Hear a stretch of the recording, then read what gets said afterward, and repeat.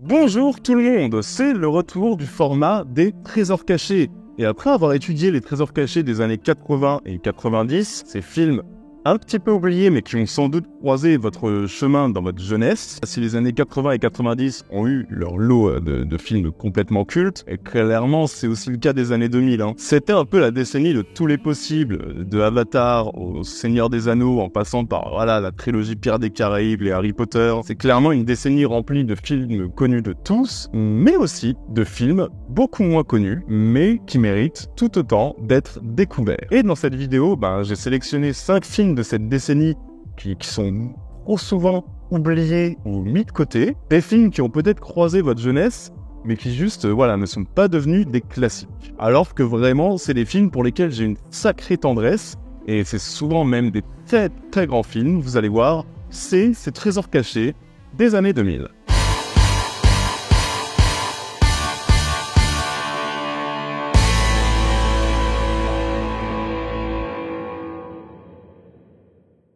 Et juste avant de vous parler plus en détail de ces 5 pépites, j'ai une petite précision à apporter qui sera bien utile pour tous les cinéphiles, parce que vous savez que sur Intercut, on parle beaucoup de films étrangers ou un peu obscurs, c'est vraiment le concept. Et par exemple, beaucoup des films qu'on évoque sont dispo sur des plateformes étrangères. Et c'est pour ça que je suis ravi de vous présenter une offre exclusive avec les partenaires de cette vidéo, NordVPN, pour vous permettre d'accéder à toutes ces plateformes sans aucune restriction. Vous connaissez tous NordVPN, c'est un bouclier idéal pour masquer votre adresse IP, pour surfer anonymement et en toute sécurité de n'importe où, et surtout pour accéder à des sites et plateformes qui sont géographiquement bloqués, et découvrir des films qui sont pas dispo encore en France. Par exemple là, depuis le 2 août, sur le Disney Plus US, il y a le nouveau La Planète des Singes et le Nouveau Royaume, qui est dispo, pas encore en France. Alors NordVPN c'est utile pour ça, mais c'est même utile pour le quotidien, je m'explique. Tu veux regarder YouTube sans publicité? Localise-toi en Albanie, parce qu'il n'y a pas de pub sur la plateforme dans ce pays-là. Tu veux payer Prime Video moins cher? Tu prends ton abonnement depuis l'Égypte. Franchement là-dessus, un VPN ça change tout, et ça permet de s'affranchir des tarifs français qui sont quand même souvent assez délirants. Et du coup, NordVPN m'a donné une belle offre exclusive aux abonnés d'Intercut. Si tu prends un abonnement de 2 ans, tu as 4 mois supplémentaires offerts. Pour ça, faut utiliser le code Intercut, ou alors utiliser le lien qui s'affiche dans la description. C'est satisfait et remboursé pendant 30 jours, et vraiment, n'hésitez pas même à cliquer pour découvrir leur offre. Ça, vraiment, c'est vraiment tout bénef. Avec cette offre, on est sur un prix moyen d'un peu moins de 3 € par mois, donc franchement, c'est assez excellent. Merci beaucoup à NordVPN, nous on se replonge dans la nostalgie des années 2000. Et pour commencer, une espèce d'anomalie réalisée par Darren Lynn Bousman. Je vais pas trop faire de jeu de mots sur son nom, mais mon dieu, que l'envie est là. Surtout qu'au fond, il porte bien son nom, parce que le mec a quand même réalisé Saw 2, Saw 3 et Saw 4. Et du coup, vous allez me dire, mais enfin, Louis, tu nous emmerdes, tu commences à nous parler d'un réal éclaté, prends pour qui? Attention, Darren Lynn Bousman, en 2008, il nous a sorti un film un peu dingo quand même, un espèce d'ovni d'horreur et de science-fiction sous forme de comédie musicale, qu'on compare d'ailleurs assez souvent au Rocky Horror Picture Show, et c'est vraiment une drôle d'anomalie qui s'appelle Repo the Genetic Opera. L'intérêt principal de ce film, clairement, sans hésitation, c'est son univers. Un univers qui se veut burlesque autant qu'étrange, et qui se passe dans un futur dystopique où une épidémie ronge les organes des survivants. Du coup, pour pallier à ça, on a légalisé le marché d'organes, qui est détenu évidemment par une entreprise qui en a le monopole. Et l'idée, c'est que tu peux remplacer tes organes si t'es atteint par la maladie pour pouvoir survivre. Sauf que, s'il s'avère que tu peux pas payer tes organes, il y a une bande de ripomen, donc d'énormes voyous hyper badass, qui vont venir directement récupérer les organes à la source, c'est-à-dire, très concrètement, te buter et les récupérer en les arrachant brutalement de ton corps. Et à partir de ce contexte, qui est quand même assez étonnant, le cinéaste met en place un monde de tous les excès, un monde de tous les possibles, un monde gothique où se côtoient trafic illégal, monopole politique, pilleurs de tombes, gamines aux pères tueurs et aux motivations floues. Ah, et on a aussi Paris Hilton qui vient nous faire un petit coucou, qui a un petit rôle, parce que pourquoi pas, d'ailleurs un rôle très très parodique. Et si l'histoire de base, elle est assez intrigante, et j'ai même envie de dire en vrai, elle est quand même assez ambitieuse, clairement c'est par tout ce qu'il y a à côté de son intrigue narrative et ses parfaite direction artistique que ce film sort vraiment du lot. Shiloh, stop! Dad, I can smell the death! You could have died! You scare me to death!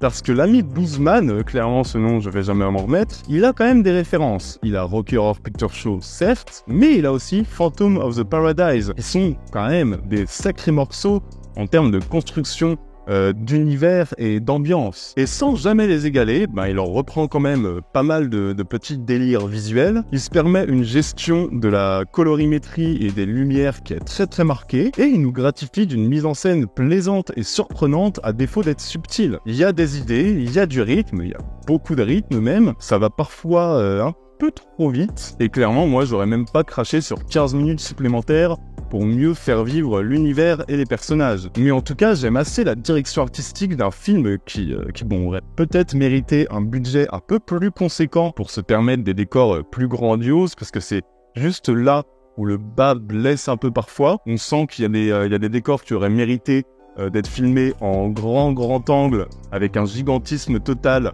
pour pouvoir être appréciés à leur juste valeur et qu'il n'y avait pas les moyens de le faire. Mais bon, voilà, globalement, ça marche. Par contre, il faut juste savoir qu'on est vraiment sur une comédie musicale, une comédie musicale rock, où les personnages chantent plutôt que de parler. Et si en grande majorité, moi, j'ai apprécié les musiques, et comme toujours, dans ce genre, il y en a toujours, une ou deux en dessous, je dirais. Mais bon, clairement, ce film, c'est un film que j'avais apprécié, que j'ai aussi apprécié au revisionnage, et c'est un film dont je trouve qu'on parle pas assez, mais il a complètement sa place ici.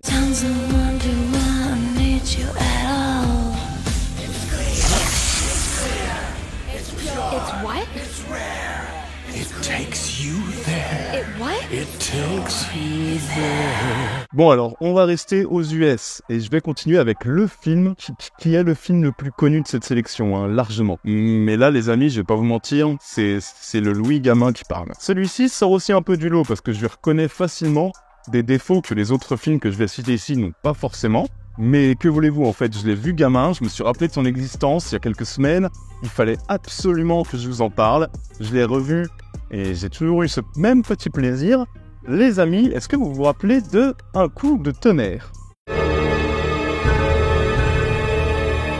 C'est une adaptation plutôt libre de la courte nouvelle de Ray Bradbury, et c'est un film qui est réalisé par Peter Iams. Peter Iams que j'aimerais vraiment toujours, ne serait-ce que pour sa suite de 2001, donc 2010, que j'ai adoré. Et Un coup de tonnerre, c'est un film qui a été très mal reçu. C'est aussi un film qui nous envoie dans le futur, à un moment où le voyage dans le temps est une réalité, et où une entreprise organise des safaris préhistoriques pour pouvoir permettre aux gens de buter des dinosaures. Ce qui n'aura aucune conséquence sur le futur, parce que de toute façon, les dinosaures, on sait qu'ils sont voués à disparaître, donc il n'y aura pas d'effet papillon. Sauf que durant un safari qui est donc situé à des millions d'années, il y a un des touristes qui écrase par erreur, justement, un papillon, chose qui va entraîner des bouleversements profonds dans l'histoire de l'humanité, dont les gens vont se rendre compte quand ils vont aller retourner dans le présent. La nouvelle, elle s'arrêtait là, mais le film, lui, il a un petit changement de trajectoire, et il nous raconte comment ce groupe va donc essayer de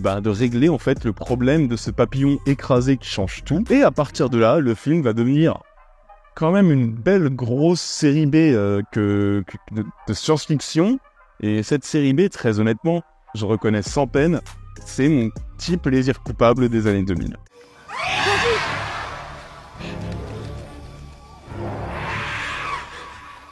Bon, alors il y a des dinosaures, il y a un film d'1h30, il y a un concept accrocheur. Clairement, qu'est-ce qui pourrait mal se passer ? Il pourrait se passer des effets spéciaux très hasardeux. Il pourrait se passer des dialogues au ras des pâquerettes parfois. Il pourrait se passer aussi des acteurs inégaux. Bon, tout ça, ça arrive, mais les amis, j'ai quand même pris mon pied. En fait, on a un scénario qui a beaucoup de bonnes idées, on a une vraie générosité, notamment dans l'intention de tout filmer plein cadre et d'éviter le hors-champ pour nous donner du gros dino de partout. Ça fait toujours plaisir en vrai, c'est juste dommage que les VFX soient assez limites, mais je vous avoue que ça, j'ai quand même réussi à faire abstraction en fait. Parce qu'on a Ben Kingsley avec des cheveux, c'est déjà assez incroyable, parce que je me suis pas ennuyé une seconde, parce qu'un film avec des T-Rex, ça part déjà avec 3 points d'avance, et surtout, parce que j'ai eu l'impression de regarder un épisode de la 4e dimension géant, qui repose sur un concept hyper accrocheur, et ça fait plaisir. Il n'y a pas une once de prétention dans ce film, et je sais que Peter Iams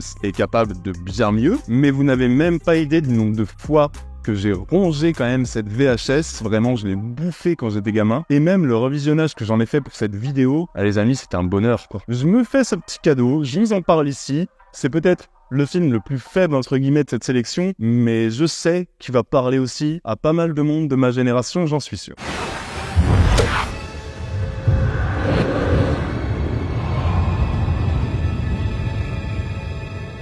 Le troisième film, changement d'ambiance les amis, ce troisième film il a fait quand même une belle petite polémique en Corée lors de sa sortie, parce qu'il est d'une violence morale qui est bien réelle, mais il a aussi des sacrées qualités et clairement il parvient à être vraiment, c'est vraiment un film troublant. Un film sorti en 2001 qui a eu pas mal de projections dans quelques festivals européens, notamment la Berlinale, ce qui a permis d'être quand même d'avoir un gros bouche à oreille. Ce film il s'appelle Bad Guy.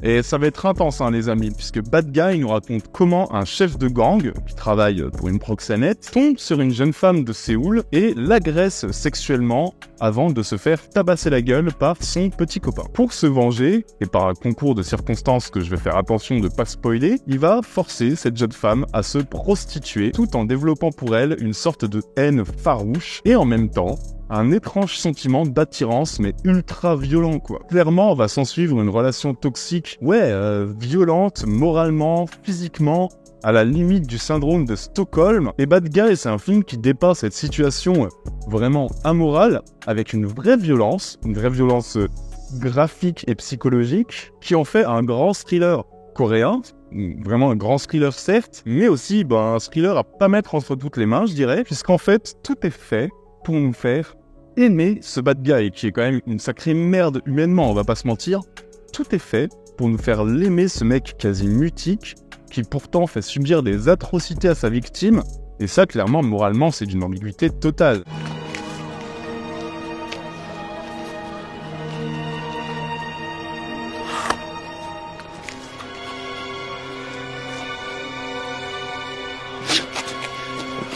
La mise en scène très léchée de Kim Ki-duk, sa manière de filmer Séoul, de représenter cette espèce de relation décadente entre deux personnages symbolisant chacun une part de la société coréenne opposée, avec notamment cette femme très jeune, promise à un futur radieux, qui est étudiante, qui est en couple, et qui va subir de plein fouet le processus de destruction d'un homme hyper violent qui symbolise les quartiers et les faces plus sombres de la société coréenne, c'est quand même assez dur, et c'est servi par deux excellentes prestations. Mais ce qui marque, c'est qu'on n'est pas sur un film, vous voyez, un film de pervers en fait, on n'est pas sur un film hyper voyeur pour autant, on est sur un film où chaque personnage est impulsif et poussé par des pulsions étranges et amorales plutôt que par sa raison, et ça nous amène à des situations qu'on connaît presque peut-être en fait, malheureusement. Ça, c'est une des 1000 thématiques en fait de ce film très trouble, assez fascinant, un film ambigu qui nous balance des séquences absolument sublimes alors que ce qu'il montre est horrible, donc ces séquences ne demandent pas à être sublimes concrètement. Clairement, c'est un grand film du cinéma coréen avec des partis pris, des idées de mise en scène permanentes et à chaque plan, mais c'est aussi un film à ne pas mettre entre toutes les mains. Vous voilà prévenu, grand film, mais attention lors du visionnage.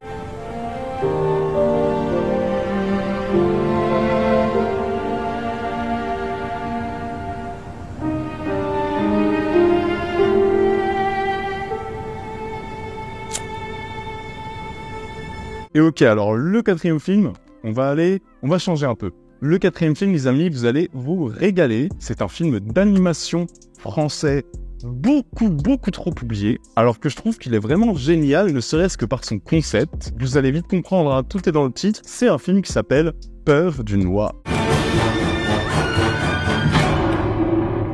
Peur du Noir, c'est un film d'animation donc français sorti le 13 février 2008 et composé d'un ensemble de courts-métrages qui traitent de la peur du noir et qui est réalisé par plusieurs dessinateurs et artistes contemporains. Donc voilà, tout un programme pour 6 films bien distincts et des séquences qui vont vous rester longtemps en tête, croyez-moi. Et d'emblée, je veux chasser une idée reçue.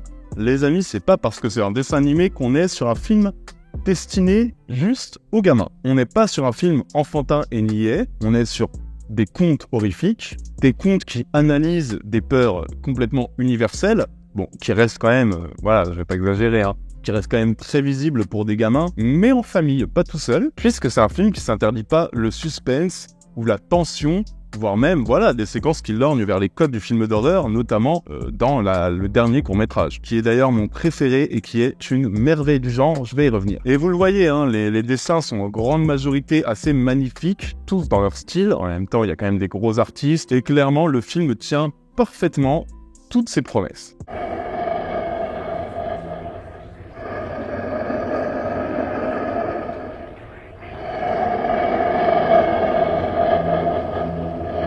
C'est pas une simple, bête et méchante anthologie, parce qu'il y a un vrai effort qui a été fait pour lier, on va dire, les courts-métrages entre eux, pour créer un ensemble vraiment cohérent. Chaque segment décrit une peur qui va forcément, je pense, parler à tous, et j'ai quand même envie de m'attarder sur le dernier film, celui de Richard Maguire, qui est une merveille de suggestion et de suspense, qui à mon sens est le plus fidèle au titre et au concept du film. J'aurais même tendance à dire honnêtement que c'est le meilleur, et je sais que d'autres sont pas forcément d'accord avec moi, puisqu'ils sont plus sensibles à d'autres styles d'animation, plus sensibles à d'autres angoisses peut-être, et c'est aussi tout l'intérêt d'un film à sketch, c'est de diviser, de créer la conversation. C'est un film qui dure 1h20 à peine et qui clairement aurait mérité de faire beaucoup plus de bruit.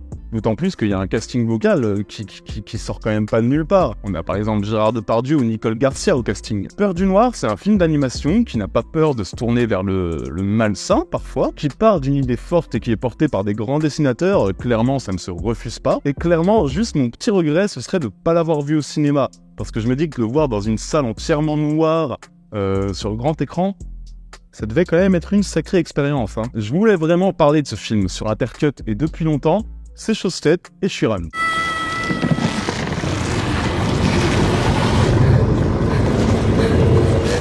Bon alors le dernier film les amis, c'est un film que j'adore, qui a été beaucoup trop peu évoqué partout, je vois très peu de gens parler et je comprends pas. C'est un péplum, si on veut, plutôt un film historique mais complètement dingo, réalisé par Alejandro Amenábar. C'est un réalisateur que vous connaissez sans doute pour Les Autres. Et il nous a pondu en 2009 une petite folie qui nous plonge dans l'Alexandrie du IVe siècle avec Agora.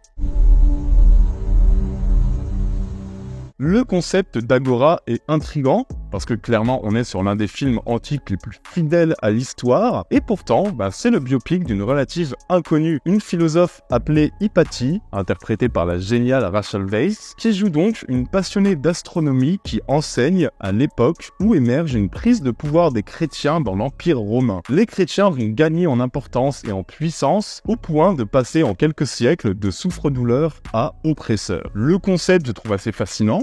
On est aussi sur une période historique qui est assez peu représentée au cinéma en vrai, et une période qui permet de brasser des sujets aussi forts que l'insoumission d'une figure féminine ou la lutte contre la foi et la science. Clairement tout un programme pour vraiment quelque chose qui est parfaitement mise en scène par le cinéaste, ça m'étonne pas, c'est un excellent réalisateur, avec un souci de véracité historique qui est extrêmement bienvenu, et ça je le dis parce que, en vrai, même pour moi, c'est même pas la qualité la plus importante dans un film historique. Quand je regarde un film historique, bien souvent la véracité et la fidélité historique ne jouent pas vraiment dans mon appréciation. Je regarde le regard d'un ou d'une cinéaste, je regarde pas un documentaire historique. Mais clairement, dans Agora, quand on raconte des faits historiques aussi importants, avec une telle science du détail, avec un tel soin dans les décors, dans les costumes, dans la reconstitution d'Alexandrie, c'est quand même une sacrée plus-value.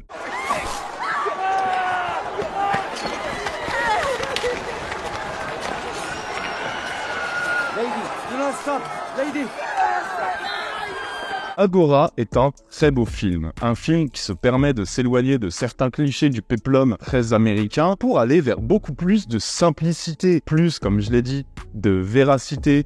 Alors parfois au détriment du spectaculaire si on veut, c'est sûr que c'est pas Gladiator, mais n'empêche que je dis ça, bof, la mise en scène de Amenábar retranscrit parfaitement le grandiose qui est nécessaire dans ce genre de film en fait. Tous les décors, tous les costumes, tout l'impact de certains événements qui sont quand même hyper importants. Je veux dire, quand on parle d'Alexandrie, vous vous doutez bien qu'il y a quand même 2 ou 3 événements qui vous popent direct dans la tête. Vous savez qu'on va parler de choses qui sont quand même connues de tous et qui sont des des tournants historiques. Et c'est un film qui joue même parfois, et ça c'est assez fort, à agrandir son échelle jusqu'à l'échelle cosmique. C'est-à-dire qu'on va avoir des plans d'espace magnifiques, qu'on dirait sortis de Tree of Life, et qui nous font quand même bien relativiser en quelques secondes sur le reste de ce qui est filmé. D'un coup, la guerre qui est filmée dans Agora, et qui nous semblait si importante quand on est à l'échelle humaine, nous semble d'un coup bien ridicule et bien vaine dès qu'on monte jusqu'à l'échelle cosmique. Ça, c'est un procédé de mise en scène que j'ai trouvé très très fort,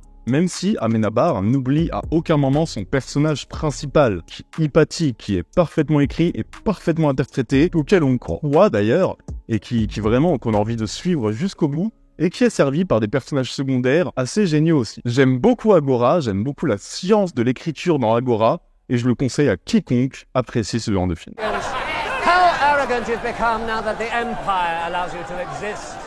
My father's father saw them slaughtered in the circus and fed to the lions. Voilà les amis, j'espère que cette vidéo vous aura plu. Vous vous doutez bien qu'il y aura d'autres épisodes de ce format avec d'autres décennies, d'autres genres. N'oubliez pas de vous abonner et de mettre la cloche pour être sûr de ne rien rater. On sort 2 vidéos par semaine. On a aussi un petit Tipeee qui nous permet de faire vivre la chaîne. Chaque petit don aide énormément à développer les vidéos à temps plein, puisque c'est à temps plein maintenant. On se retrouve très bientôt d'ici quelques jours. N'oubliez pas que vous êtes les meilleurs. Ciao à tous, bisous.